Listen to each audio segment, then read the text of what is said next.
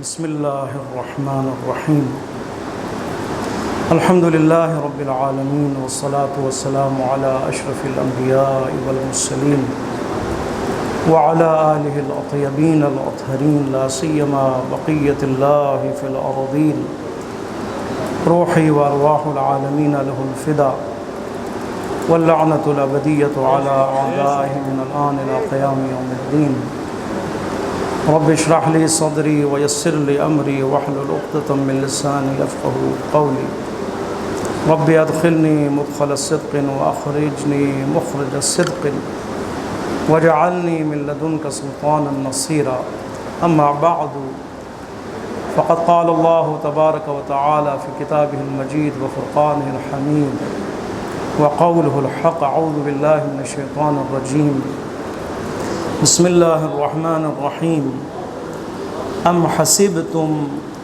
ان تدخلوا الجنة ولما یأتکم مثل الذین خلوا من قبلکم مستهم البأساء والضراء وزلزلوا حتى يقول الرسول والذین آمنوا معه متى نصر اللہ الا ان نصر اللہ قریب۔ سورہ مبارک بقرہ آیت نمبر 214۔ خداوند متعال ارشاد فرما رہا ہے، اے مسلمانوں، اے ایمان والو، اے کلمہ گو، آیا تم نے یہ گمان کر لیا ہے، آیا تم نے یہ سوچ لیا ہے کہ تمہیں بغیر امتحان کے جنت میں داخل کر دیا جائے گا؟ اگر تمہاری یہ فکر ہے تو اس کو بدلو۔ ترجمہ آپ دیکھیں ذرا، سلیس ترجمہ، لفظی ترجمہ، آیا تم نے گمان کر لیا ہے، ام حسبتم ان تدخل الجنۃ، یہ گمان کیا ہے؟ یہ بیجا گمان ہے، عبث گمان ہے، باطل گمان ہے، غلط گمان ہے۔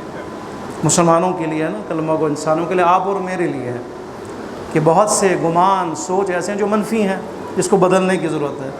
ان میں سے ایک کیا ہے؟ خاص طور پر وہ افراد کہ جو یہ کہتے ہوئے نظر آتے ہیں کسی چیز کی ضرورت نہیں ہے، عزاداری کرو، بس محبت کا اظہار کرو، دل میں محبت اہل بیت رکھو، ماتم کرو، سینہ زنی کرو، زنجیر زنی کرو، بس کسی چیز کی ضرورت نہیں ہے۔ عبودیت کہاں ہے؟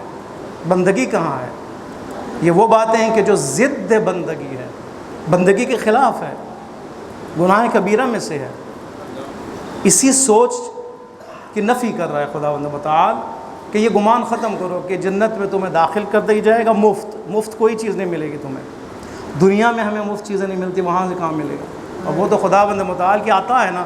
خدا کی جو عطا ہے وہ میرٹ کی بنیاد پر ہے، ٹھیک ہے؟ وہ خدا ارحم الراحمین ہے، ٹھیک ہے، فضل ہے، کرم ہے، عطا فرماتا ہے اور وسعت سے عطا فرماتا ہے، لیکن ساتھ ساتھ کیا ہے؟ خدا عادل بھی تو ہے نا، عدل الہی بھی تو ہے نا۔ وہ دیتا ہے، اجر کے عنوان سے دیتا ہے، ٹھیک ہے؟ اس عمل کے ثواب کے عنوان سے دیتا ہے، اجر کے عنوان سے دیتا ہے، خوش ہو کے دیتا ہے وہ پروردگار عالم۔ جنت جو خدا عطا فرمائے گا وہ خدا کی خوشی کا اظہار ہے۔ کیسے خوش کرنا ہے؟ عبودیت کے ذریعے سے۔ عبد بنیں گے تو خدا خوش ہوگا۔ عبد سے کیا مراد ہے؟ خدا کے حکم کی تعمیل کریں، لبیک کہیں۔ آذان اسی چیز کو سکھاتا ہے۔ آذان میں کیا ہے؟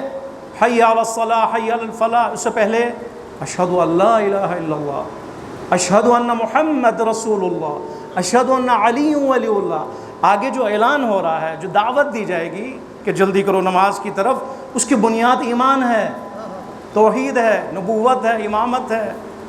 جب بنیاد اگر صحیح ہو، فکر صحیح ہو، ہمارا ذہن صحیح ہو، اس کے بعد نماز کی طرف آنا بہت آسان ہے، ٹھیک ہے؟ ورنہ یہ نماز گراں ہے۔ انہا لکبیرۃ الا علی الخاشعین۔ خشوع رکھنے والوں کے لیے نماز آسان ہے، جو خشوع نہیں رکھتے ان کے لیے نماز کیا ہے؟ مشکل ہے، گراں ہے۔ ہم اپنا امتحان لیں، نماز ہمارے لیے گناہ ہے یا نہیں؟ ہمارے بچے، ہمارے جوان یہاں پہ موجود ہیں، ان کو والدین کو کہنے کی ضرورت پڑے گی؟ والدین کہیں پھر بھی وہ اولاد جو ٹس سے مس نہ ہو،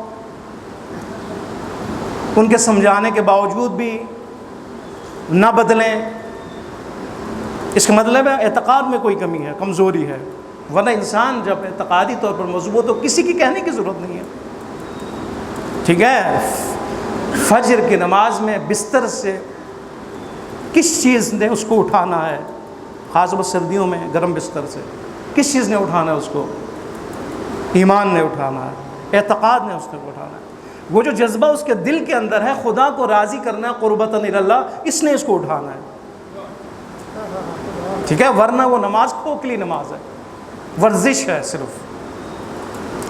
پروردگار عالم کیا فرما رہا ہے؟ جنت میں داخل ہونا ہے تو یاد رکھو وہ امتحانات جو آپ سے پہلی قوموں نے دی ہیں وہ امتحان تمہیں دینا پڑے گا.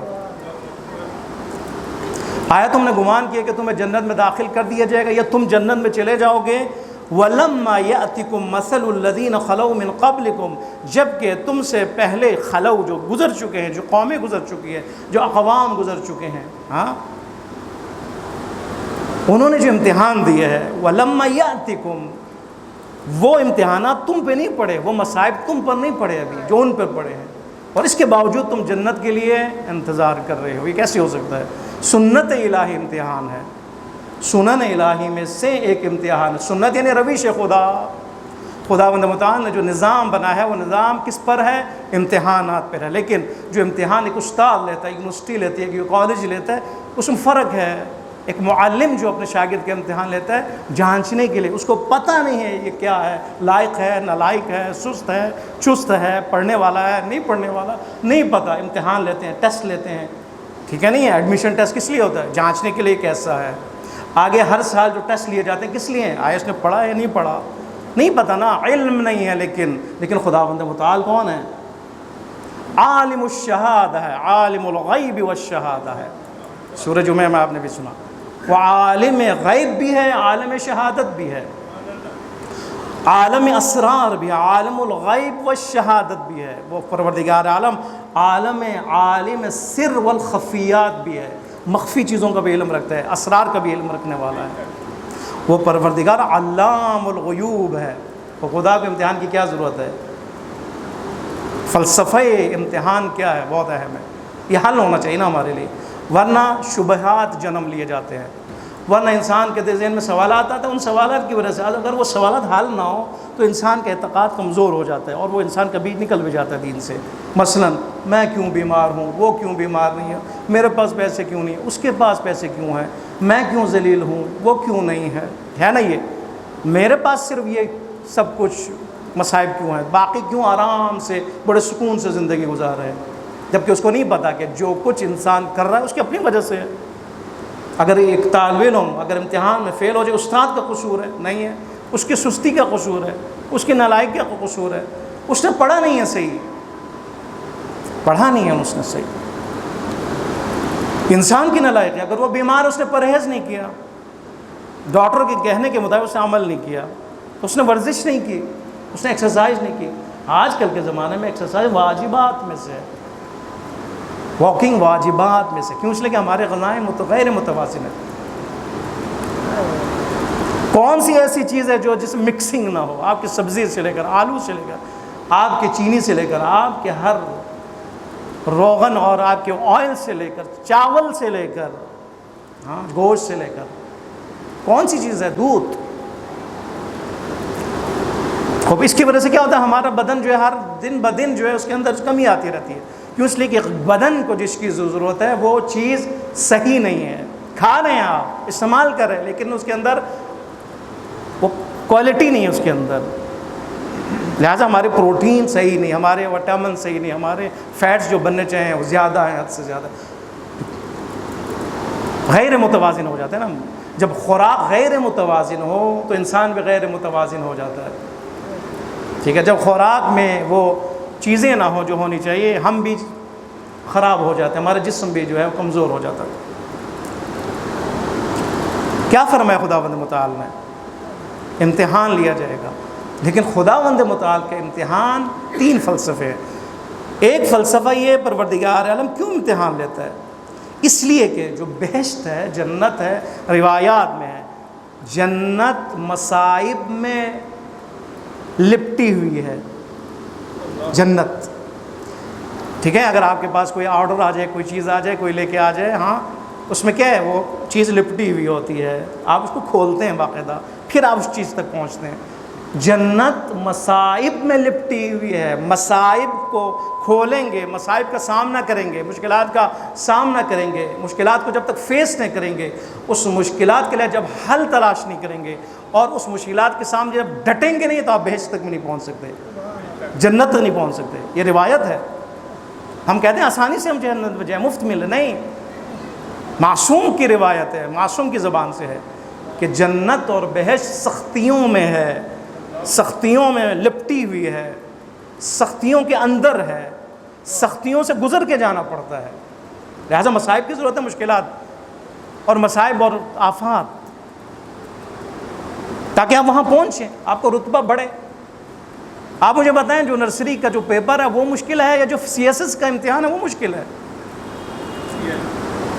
جتنا بڑھتا ہے آگے امتحان میں مشکل اور سختی ہوتی چلی جاتی ہے. وہاں ہم کوئی اعتراض نہیں کرتے, اور یہ کیا ہو گیا, اس وقت جب میں دوسری میں تھا اتنا آسان, اور اب کیوں, واویلا نہیں کرتا انسان. لیکن جب امتحان الہی کی بات آتی ہے تو اس وقت کہتا ہے یہ کیوں, امتحان کیوں, مصائب کیوں. بندے خدا, جب آپ اسکول میں, آپ آگے یونیورسٹی میں ایک مراحل طے کرتے ہیں, تو آپ کو علم دیا جاتا ہے, آپ کے مستقبل روشن ہونا ہوتا ہے, آپ کے سامنے فوائد ہوتے ہیں. لیکن جو امتحان خدا متعال دیتا ہے, وہاں پر کیا ہے, خدا انسان کو عزت دینا چاہتا ہے.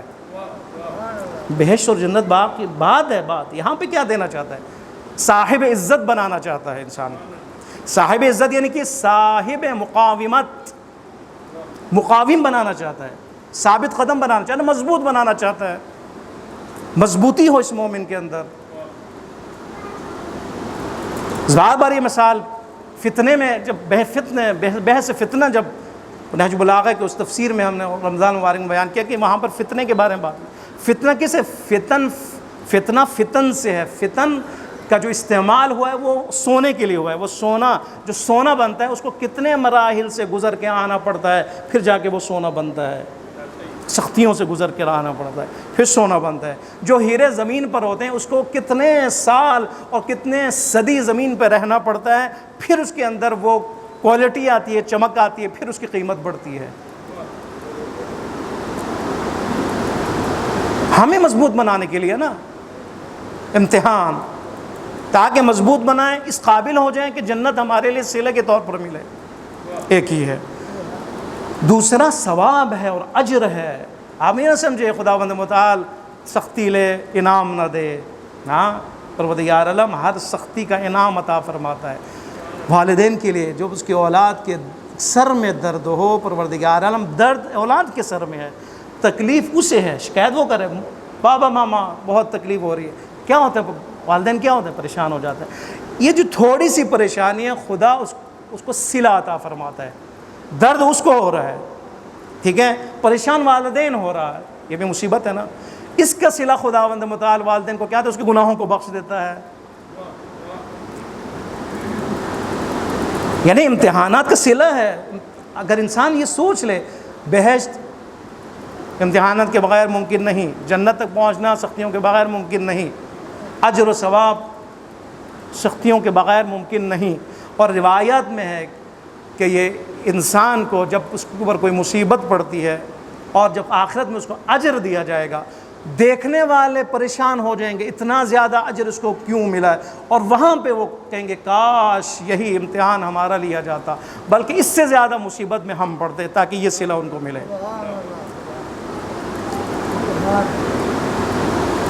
آخرت روز حسرت ہے نا, حسرت. کاش, یہ لفظ زیادہ استعمال, کاش میں یہ کرتا, کاش میں صلوات بھیجتا محمد و آل محمد پر زیادہ سے زیادہ پڑھے صلوات. یہ بھی حسرت ہے, یہ بھی وہاں کی حسرت ہے. جتنا ثواب درود میں ہے, صلوات میں ہے, کسی چیز میں نہیں ہے. اللہم صلی علی محمد و آل محمد. لہٰذا زیادہ سے زیادہ ثواب بھیجیں. اور ویسے بھی روز جمعہ روز صلوات ہے. آج کے اذکار میں سے کیا ہے, ذکر 100 دفعہ صلوات ہے کم از کم. ہے پروردگار عالم انسان کو عطا فرماتے, اتنا عطا فرماتے ہو کہ قیامت کے دن جن کو نہیں عطا کیا وہ کہیں گے, وہ حسرت کریں گے, کاش مصیبتیں ہمیں پڑتی. ہمیں پڑھتی، کاش ہمیں پڑھتی. یہاں پہ اس نے کیا کہا مجھے نہیں پڑھے، اللہ تیرا شکر ہے، سارے اس کے لیے، میرے لیے نہیں ہے. وہاں پہ یہ نہیں ہے، وہاں پہ اس کو حقیقت اس کے سامنے آ جائے گی.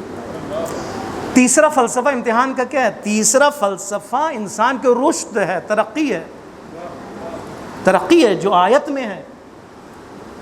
جنت میں تم اس وقت جاؤ گے جب امتحانات سے گزرو گے، اور ان امتحانات کی وجہ سے تمہارے اندر رشد آئے گی، ترقی آئے گی، پوٹینشیل آئے گی، تمہارے اندر مضبوطی آئے گی، تمہارے اندر سختی آئے گی.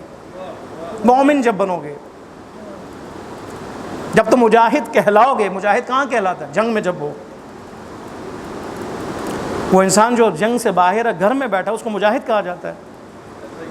نہیں کہا جاتا نا. مجاہد یعنی جہاد کرنے والا، کوشش کرنے والا، کوشش کرنے والا اور بھرپور کوشش کرنے والا. امتحان اگر انسان کا نہ ہو تو انسان دھوکہ کھا جاتا ہے. مومن سمجھتا ہے میں شیعہ ہوں، میرے سے بڑا کوئی شیعہ نہیں ہے. امتحان جب پڑھے وہ کہتا ہے اوہ میں تو کمزور ہوں. ہاں ایسے بھی ممکن ہے، امتحانات کے باوجود بھی وہ سمجھتا ہے میں کمزور نہیں ہوں،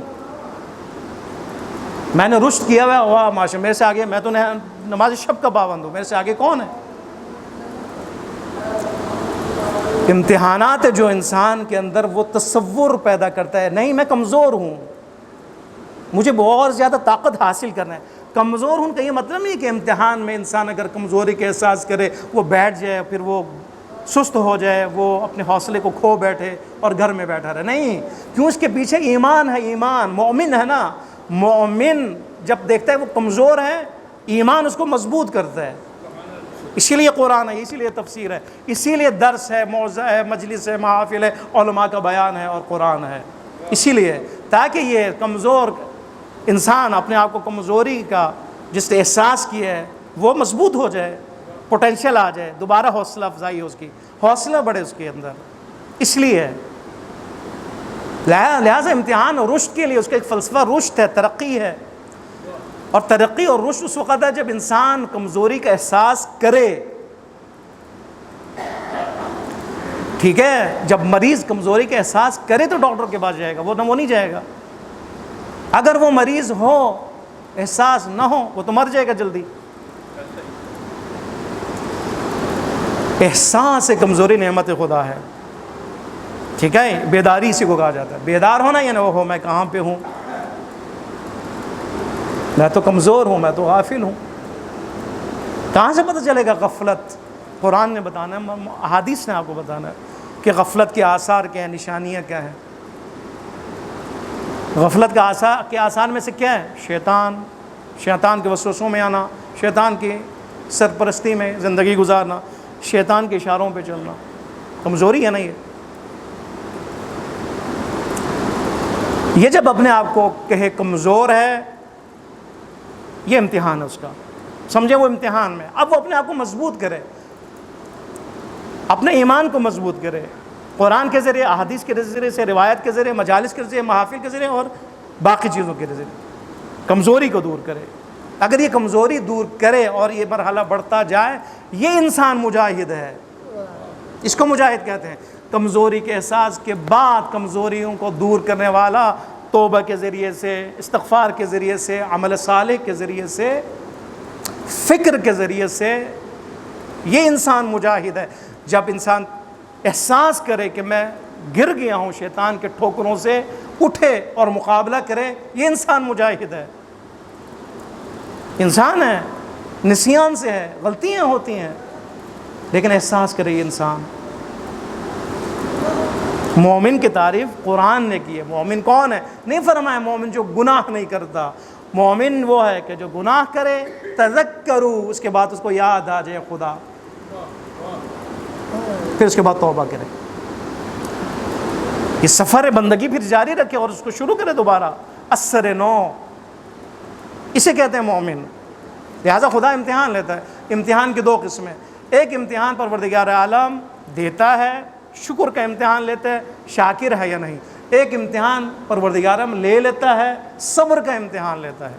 ظاہراً یہاں پہ صبر کا امتحان ہے. کیوں؟ اس لیے کہ یہاں پہ بأسا اور ضرا کا لفظ استعمال ہوا ہے. جب خداوند متعال نے فرمایا کہ آئے تم یہ گمان کر رہے ہو کہ تمہیں جنت میں داخل کر دیا جائے گا یا تم جنت میں داخل ہو جاؤ گے، جب کہ وہ امتحانات کے جو پہلی قوموں پر پڑھی وہ تمہارے اوپر ابھی نہیں پڑھی۔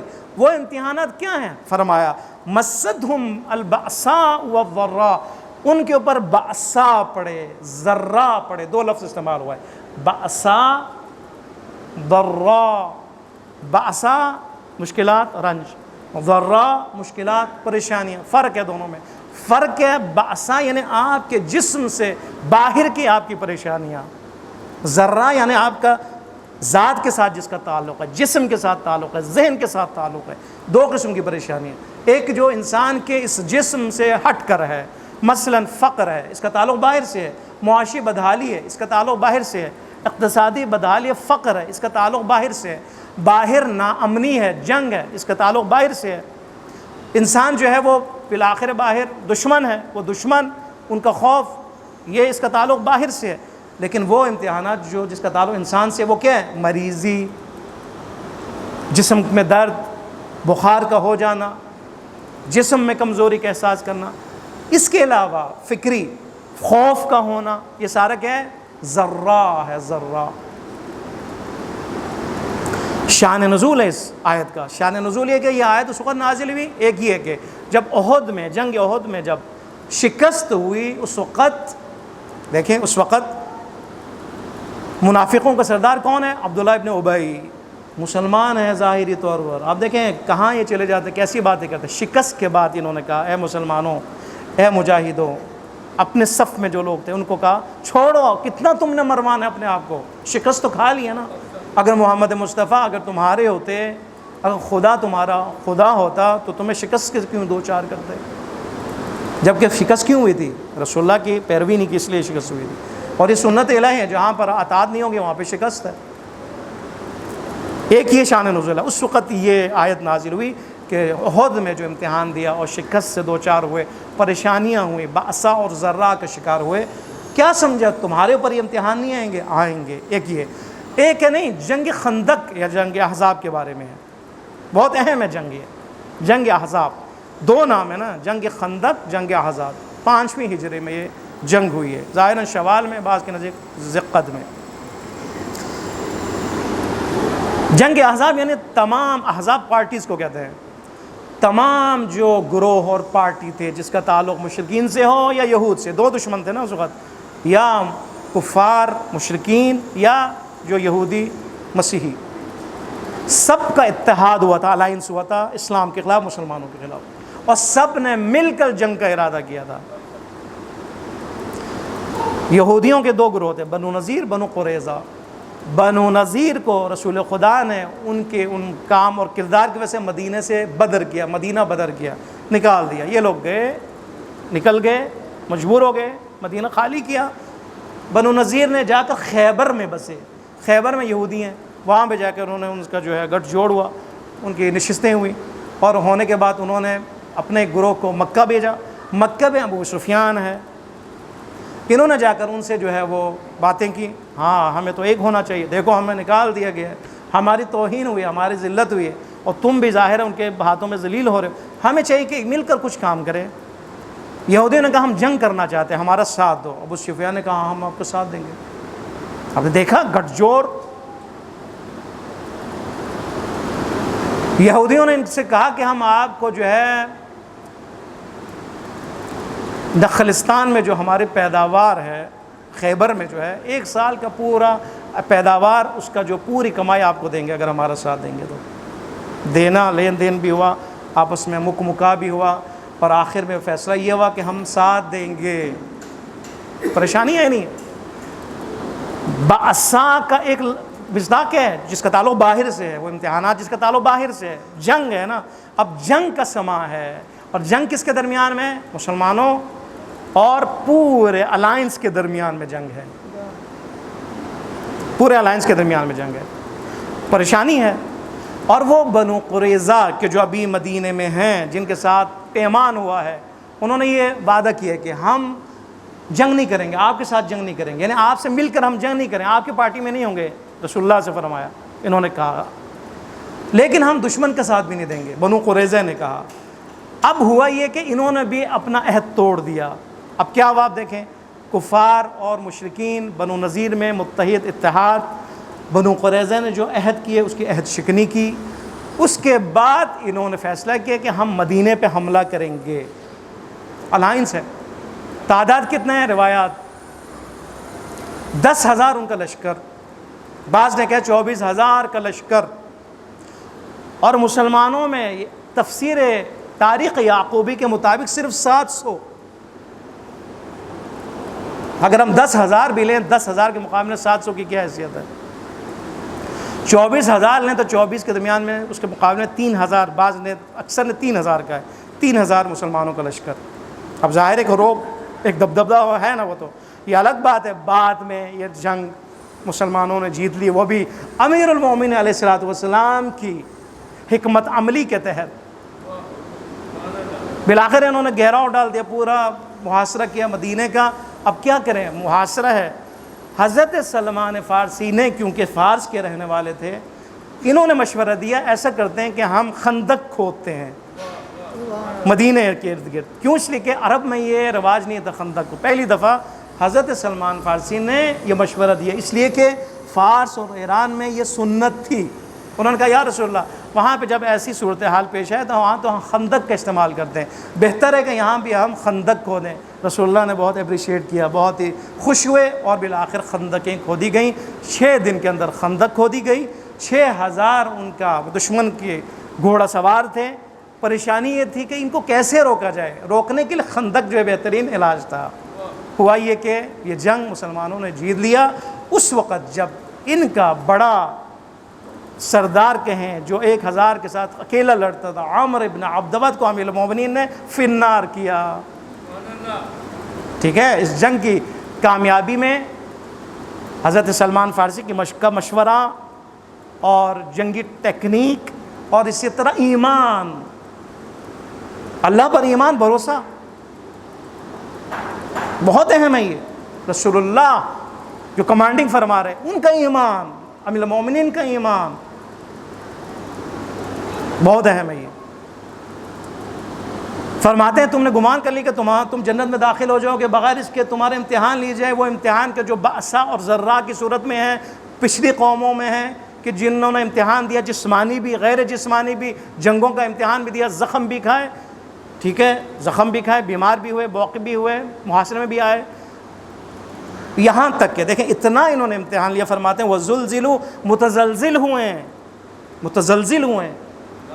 کبھی کبھی زمین میں زلزلہ آتا ہے، کبھی انسان کے جسم میں زلزلہ آتا ہے، پریشان ہو جاتا ہے، متزلزل ہو جاتا ہے، پریشان ہو جاتا ہے۔ فرماتے ہیں انہوں نے ذرہ اور مسا کا سامنا کیا، یہاں تک کہ زلزلوا، متزلزل ہوئے، پریشان ہوئے، حتیٰ یہاں تک کہ رسول بھی، اس زمانے کے رسول نے بھی، وہ بھی پریشان ہوئے، حتیٰ یقول الرسول، یہاں تک کہ اس حالات میں، ان حالات میں رسول نے کہا والذین آمنوا معہ، اور وہ مومنین جو ان کے ساتھ تھے انہوں نے کہا متی نصر اللہ، کب خدا کی مدد آئے گی، کب خدا کی مدد آئے گی، کب خدا کی مدد آئی۔ اعتراض نہیں ہے، درخواست ہے، درخواست۔ لہٰذا ہمارے ذہن میں نا انہوں نے، رسول نے اور ایمان والوں نے اعتراض کیا، نہیں، اعتراض نہیں ہے۔ متا، یہ جو سوال ہے، یہ جو کوشچن ہے، متا یعنی اعتراض نہیں، سوال ہے، خدایا ہمیں ضرورت ہے، ہمیں آپ کی نصرت کی ضرورت ہے، ہم گھیرے میں ہیں، ہم معاشرے میں ہیں، جس طرح بنی اسرائیل، ٹھیک ہے، جب گئے آگے، جب نکلے ان کے لشکر نے ان کا پیچھا کیا، آخر آگے دریا، پیچھے دشمن، وہاں بھی محاصرہ۔ ایسے امتحانات بہت سی قوموں نے دیے ہیں۔ خداوند متعال نے تاریخ کا آئینہ دکھایا، دیکھو انہوں نے بھی یہ امتحان دیا، انہوں نے بھی یہ زخم سہے، انہوں نے بھی مشکلات کا سامنا کیا، ہمارے لیے بھی ہے۔ رسول اللہ کے زمانے میں جنگ خندق کے لوگوں کے لیے پچھلی قوموں، آج کہاں پر؟ اسرائیل کے خلاف جنگ میں مدد ہے یا نہیں؟ مدد ہے یا نہیں ہے؟ آج اسرائیل کی جو حیثیت ہے آپ دیکھیں، آج وہ جس طرح خوف میں مبتلا ہے، آج لبنان والے سکون میں ہیں۔ آج آپ نہ سمجھے غزہ والے بے سکون ہیں، سکون میں ایمان ہے نا، اس لیے کہ جنگ جاری ہے، مجاہدین میدان میں ہے۔ اسی لیے جن کے شہادتی میں ان کی فیملی کیا کہتی ہے، کوئی بات نہیں، اور ہم شہادتیں دیں گے، ہم مزید دیں گے، مرحبا، خوش آمدید۔ جو ان کا جنازہ ہے تو استقبال کے لیے آگے بڑھتے ہیں، پھولوں کا ہاتھ پہناتے ہیں، پھول ان کے اوپر پھینکتے ہیں۔ اس سے کیا پتہ چلتا ہے کون سکون میں ہے، دشمن یا ہم؟ مجاہدین سکون میں ہے، کیونکہ ان کو پتہ ہے نصر اللہ نے آنا ہے، خدا کی مدد نے آنا ہے، اور پروردگار عالم کی مدد جو ہے وہ آ رہا ہے، اور خود حسن نصر اللہ کی شخصیت خود موجود ہے۔ صلوات پڑھے محمد و آل محمد پر۔ اللہم صلی اللہ قبلہ تشریف فرمائے، ان کی اجازت سے، وہ ہمارے بڑی عظیم شخصیت ہے، ان کو ہم خوش آمدید کہتے ہیں انشاءاللہ۔ ان کے سامنے لب کشائی انشاءاللہ ہماری اصلاح کا سبب بنے گا۔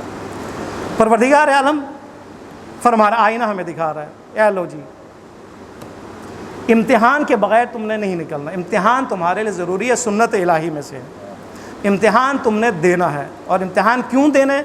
تاکہ تمہاری صلاحیت ابھرے،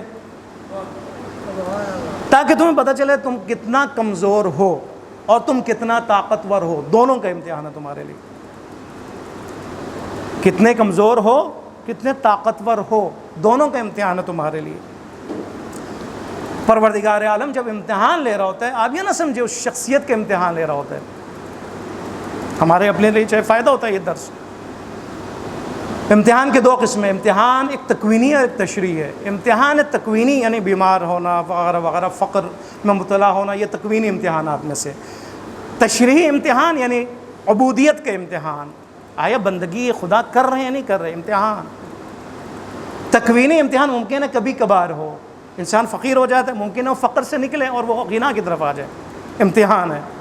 تشریعی امتحان 24 گھنٹے ہے،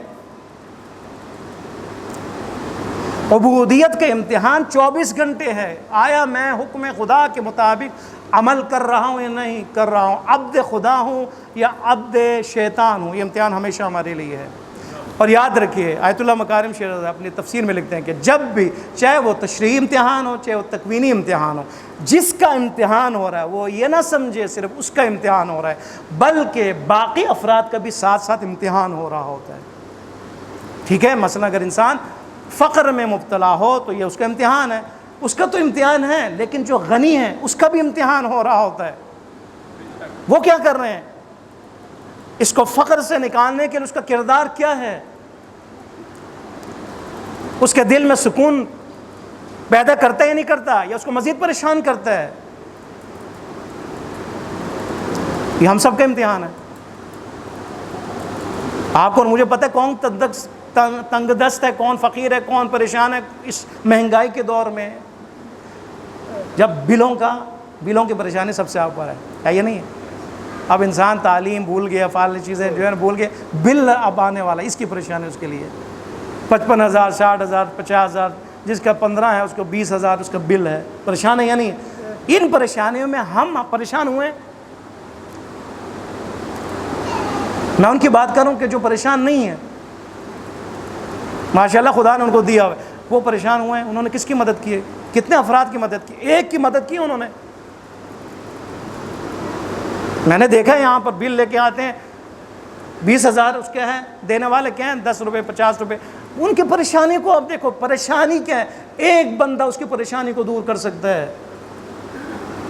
آپ پیسے نہ دیں، آپ بل لے کے جا کے بھریں، پریشانی دور ہو گئی۔ آپ پریشانی دور کریں، سب سے بڑی عبادت ہے، سب سے بڑی عبادت دوسروں کی پریشانی دور کرنا ہے، جسے ہم پیچھے ہٹتے ہیں۔ لہٰذا اگر کسی کا امتحان فقر کے ذریعے سے ہو رہا ہو تو غنیوں کا بھی امتحان ہو رہا ہوتا ہے۔ اسی طرح اگر کوئی شخص بے دب بیمار ہو، اس کا امتحان ہو رہا ہے، لیکن باقیوں کے بھی امتحان ہو رہا ہے۔ اسی طرح میدان تشریعی میں اگر کسی کا امتحان ہو رہا ہے، کوئی فعل ہو رہا ہے عبودیت خدا میں، گناہ میں مبتلا ہو رہا ہے، دوسروں کا بھی امتحان ہو رہا ہوتا ہے۔ کون سے امتحان ہو رہا ہے؟ امر بالمعروف نہی عن المنکر، اس کا امتحان ہو رہا ہے، جو واجب ہے فروع دین میں سے ہے، امتحان ہے وہ۔ ہمارے لیے کوئی چھوٹ نہیں ہے، کسی کو دیکھ رہے ہو وہ غفلت میں ہو، ہم کہیں ٹھیک ہے وہ غفلت میں ہے، فوراً جائیں اس کے غفلت کو دور کریں، ایک حدیث بیان کریں، ایک روایت بیان کریں، اس کو لے جائیں کسی جگہ پر، کسی مجلس میں، کسی موعظہ میں، اس کو قرآن کھول کے اس کے سامنے رکھیں، آیات رکھیں، اس کی غفلت کو دور کریں۔ واجبات میں سے یہ امر بالمعروف نہی عن المنکر ہے۔ کوئی اگر بے نمازی ہے تو اس کا امتحان ہے فیل ہو رہا ہے، کمزور ہے وہ شخص جو دیکھ رہا ہے کہ یہ بے نمازی ہے، اس کا امتحان ہے وہ کتنا اپنا کردار ادا کر رہا ہے اس کو نمازی بنانے میں. ٹھیک ہے، یہ والدین بھی اس کے ذمہ دار، اس کے دوست بھی اس کے ذمہ دار، اس کے اگر لڑکیاں اس کی سہیلیاں اس کے ذمہ دار، اس کی ماں اس کا ذمہ دار، اس کا معاشرہ اس کا ذمہ دار، اس کے گلی والے اس کے ذمہ دار، جو شاہد ہیں اس کے بے نماز ہونے میں، دیکھ رہے ہیں، احساس کر رہے ہیں، وہ سب اس کے لیے ذمہ دار ہے، سب اس کے لیے ذمہ دار، اس سے سوال کیا جائے گا، وہ مسئول ہے. امتحان ہے، خدا ہے. جنگ کی بات ہے نا، جنگ ہو رہی ہے، جنگ ہے، فلسطین میں جنگ ہے، دوسروں کا کیا کردار، ان کا بھی امتحان ہے. جنگ وہاں ہو رہی ہے، لڑنے والے ماشاءاللہ یمن میں ہے، ماشاءاللہ لڑنے والے لبنان میں ہے، لڑنے والے ایران میں ہے، پاکستان. جی آپ کا بھی امتحان، میرا بھی امتحان ہے. ہم کیا کر رہے ہیں؟ امتحان ہے. پروردگار فرماتا ہے کہ امتحان ہے اور امتحان تمہارے لیے اٹل ہے، لیکن تم بیدار ہو جاؤ اور تم یہ جان لو کہ تمہارا امتحان ہو رہا ہے. ایک امتحان تکوینی ہے، ممکن ہے کبھی کبھار، لیکن ایک امتحان تشریعی ہے جو 24 گھنٹے تمہارے لیے ہے، وہ سب سے بڑا امتحان ہے. اور جو شخص اس امتحان میں کامیاب ہو جائے، اسی کو کیا کہتے ہیں؟ مجاہد کہتے ہیں. اور ایسا مجاہد جو جہاد اکبر انجام دے رہا ہے. اور جو بھی جہاد اکبر انجام دے، یہ اس وقت ہے جب نصر اللہ آ جائے. آپ یہ نہ سمجھے کہ فلسطین میں جنگ یا کہیں پہ بھی جنگ، وہاں پہ صرف مدد خدا ہے. نہیں، آپ کی اور میری انفرادی زندگی میں اگر ہم شیطان سے لڑنے والے بنیں، مجاہد بنیں، اور ہم نصرت خدا چاہیں اپنی دعاؤں میں، تو وہاں بے بھی خداوند متعال اپنی نصرت بھیجتا ہے، فرشتوں کو بھیجتا ہے. فرشتوں کی دعائیں شامل حال ہوتی ہیں، فرشتوں کا استغفار شامل حال ہوتا ہے. فرشتے لشکر بنتے ہیں ان کے لیے جو میدان جنگ میں ہیں فزیکلی طور پر، اور وہ فرشتے آپ کے لیے دعا گو ہیں، استغفار کرنے والے ہیں، مدد کرنے والے ہیں، آپ کو گناہوں سے روکنے والے بنیں گے. جب ہم وہاں پر بھی پروردگار عالم کو اس میدان جہاد میں مجاہد بن کر آواز دیں گے. آواز دینے کی ضرورت ہے. آواز یعنی وہی دعا، فریاد کرنے کی ضرورت ہے. اس پرآشوب دور میں، جب نیٹ کا دور ہے، موبائل کا دور ہے، گناہ بالکل آسانی ہے گناہ میں، آپ کے ہاتھ میں پورا گناہوں کے لیے ایک سلسلہ ہے.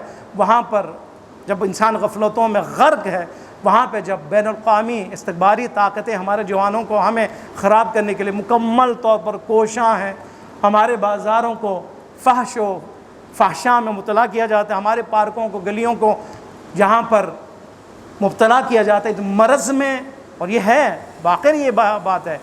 آپ یہ نہ سمجھیں، ہم جب ایران میں تھے، ایران میں ایک وہ زمانہ ہے، قوم کی بات ہو رہی ہے، قوم کے اندر ہم نے دیکھا کہ کچھ خاص لوگ، جو پہلے نہیں تھا، خاص جوان لڑکیاں آ رہی ہیں اور جا رہی ہیں اور ان کا حلیہ خراب ہے، پکڑا گیا، پکڑے گئی ہیں لڑکیاں پکڑی گئی.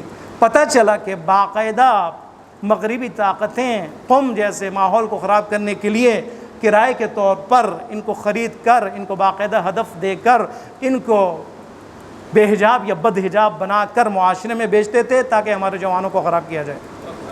یہ ہے، سوشل میڈیا میں بھی ہے، باہر بھی ہے.